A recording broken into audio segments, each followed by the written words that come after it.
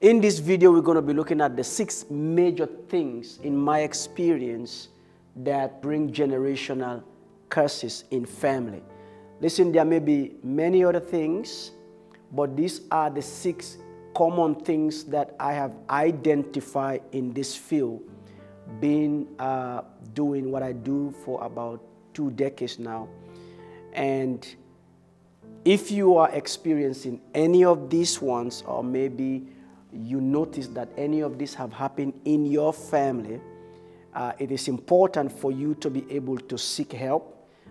And I'm going to list these 6 things, and I'm going to tell you what you can do to be able to find the help. Now, when it comes to generational curses associated with a lot of other things, you will hear people using words like spiritual stronghold. That's something that people will use. And spiritual stronghold experiences and practices that are chronic. You get me? And we have people who use words like pattern. Patterns are similar type of occurrences in the family.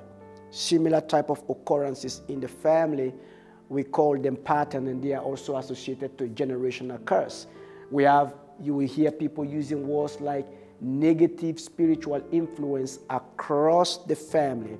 This is something you see is a pattern. You see it goes across the family, and sometimes people just normalize it. They just make it normal, but it is not normal. It is not normal. And the fourth one is you will hear people using words like a curse, which I'm talking about, a curse. A curse, I will give a definition of what a curse is, but pretty much a curse is something that is passed from one generation to the other by ancestors. There are a lot of arguments about this, but I'm telling you my experiences, what I have experienced, how I've been able to help people out of such things. Now, the first thing is idolatry and false worship.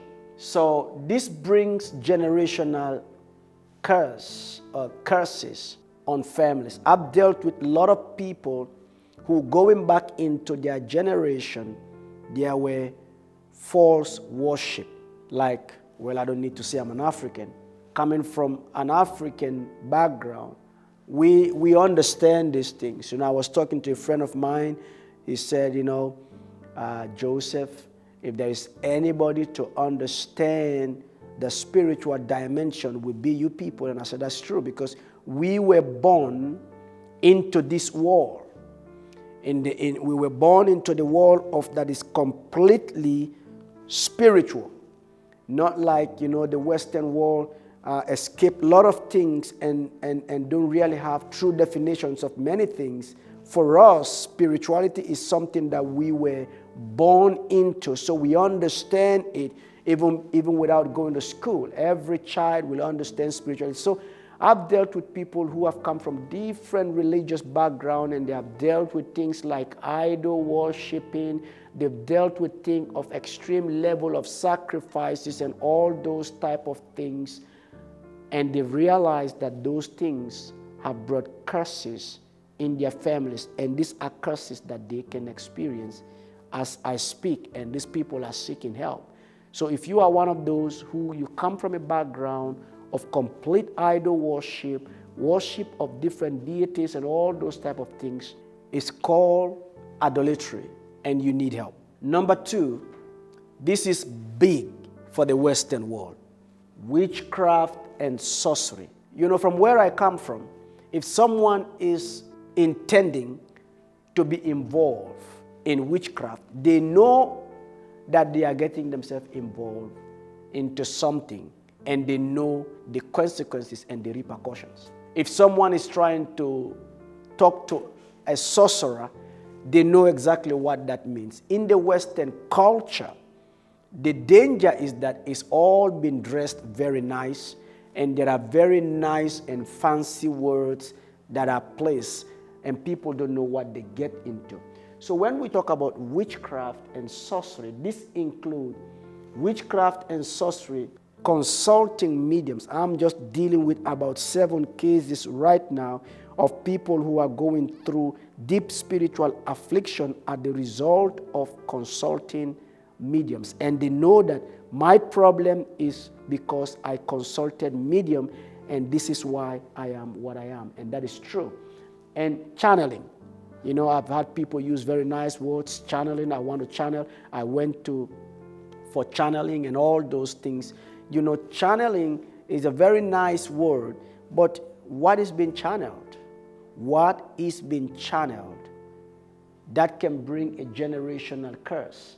And several other things, crystal healing, Reiki, divination, Torah reading, Ouija board, etc. All of this can open demonic doors in families.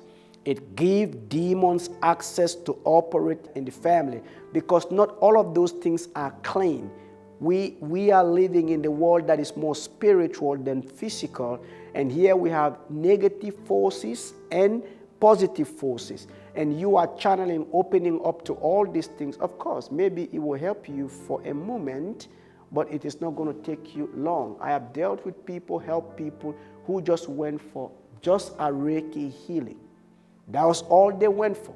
Good intentions. And I believe that the Reiki healer maybe may have good intention, but something was channeled in him, and from that day the course of his life changed. People have come to me who have gone for some high level of yoga, and they notice that in the moment something about them changed. So opening up to all this divination can bring a generational curse in your family, in your life. The third one is sexual immorality. This is a big thing, because now the lines, the boundaries are all removed. Sexual immorality is something now that is just, it's a show. It's just out there. Intelligent as we say we are, we've made our society a perverse society in our intelligence. We have made our society a completely perverse society in our intelligence. Now, sexual immorality opens a very big door for generational altars or generational curses.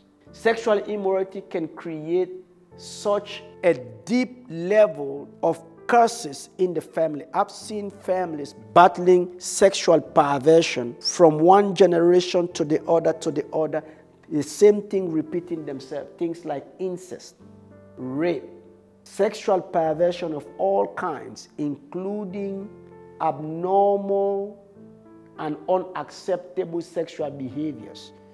This can open doors for generational curses. There are families that I have dealt with. You see the same thing, incest committed by the great-grandfather, by the grandfather, by the father, and now by the children. You see rape in the same family committed by the grandfather, the father, and now the child is doing the same thing. And all kinds of sexual activities. These can open generational demonic curses upon families. Number 4 is rebellion and disobedience. Well, someone will say rebellion and there are different levels of rebellions. This rebellion I'm talking about is very spiritual. And we have helped families, the whole family, from one generation to the other. Grandfather went to prison, father went to prison, sons and daughters are in prison. It's a generational curse. Rebellion against God's word, and that leads into rebellion against authority. There are families, I tell you, there are families when you walk into it, everybody got issue. Everyone got a legal issue. Everyone, the father got legal issue, mother got legal issue, children got, they are all involved in one kind or another legal issue. That is a curse, and that is transferred. Children, young children, every day what they can see is police walking into the house, arresting mommy, arresting daddy, arresting their older brother. They're seeing this one. It becomes normal. It becomes a curse. It becomes a pattern. And as children, they already start getting involved into crime. This can be a curse. And the fifth one is covetousness, greed. This is at a very high level. I know that at some point, we all as humans, we are greedy. But this level of greed, the pursuit of wealth at the expense of righteousness, can establish a demonic altar. There are people who say things like, I can do anything to be wealthy. even at the expense of my family.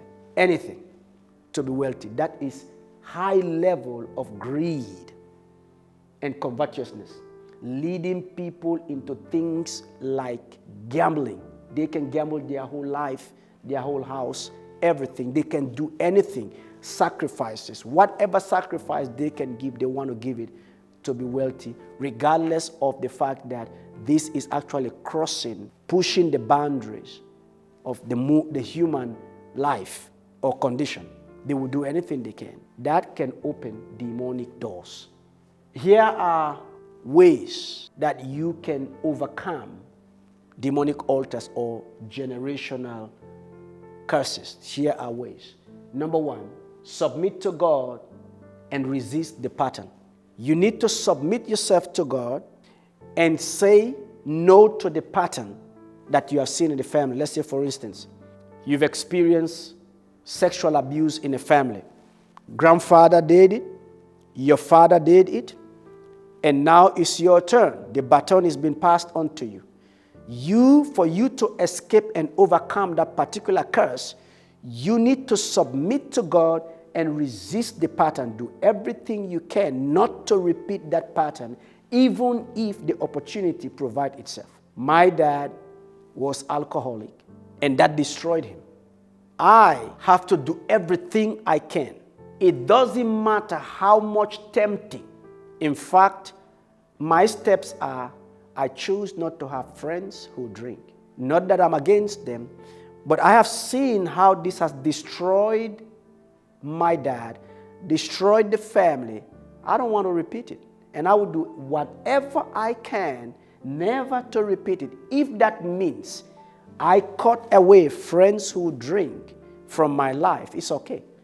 Why? Because I do not want to pass that to my generation. I don't want my children to see a bottle of alcohol in my house. It's a decision I made. It's hard, but I made it. Even if I invite someone, you don't bring alcohol in my house. It's a decision I have to make because I don't want to repeat the pattern. Stay vigilant. Stay vigilant.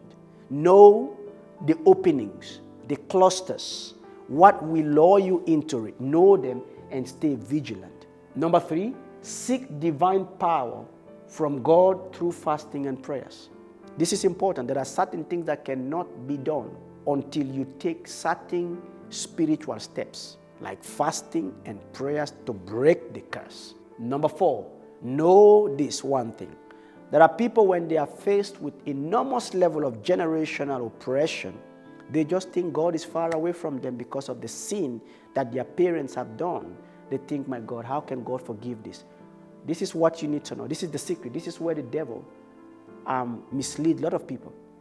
The devil makes that sin so big, the sin that you did not commit, which is an iniquity you did not commit, but he makes it so big that you cannot even forgive your own self for what has been done.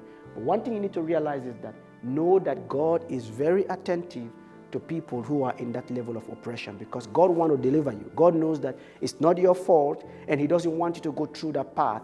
Don't take on the responsibility of what your ancestors have done. You choose to walk with God and know that God is going to be in your life. And finally, seek deliverance. Deliverance is the power that breaks this yoke, and this is why we are here. If you feel that you are going through a generational curse, a lot of people come to me identifying that they are going through a generational curse. If you feel so and you need help, we'd like you to book a session with us.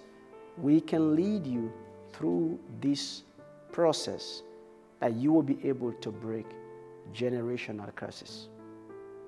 Now you've understood to some extent what generational curse is. Leave me a comment if you have any question, and if you need any help, just leave me a comment and subscribe to this YouTube channel.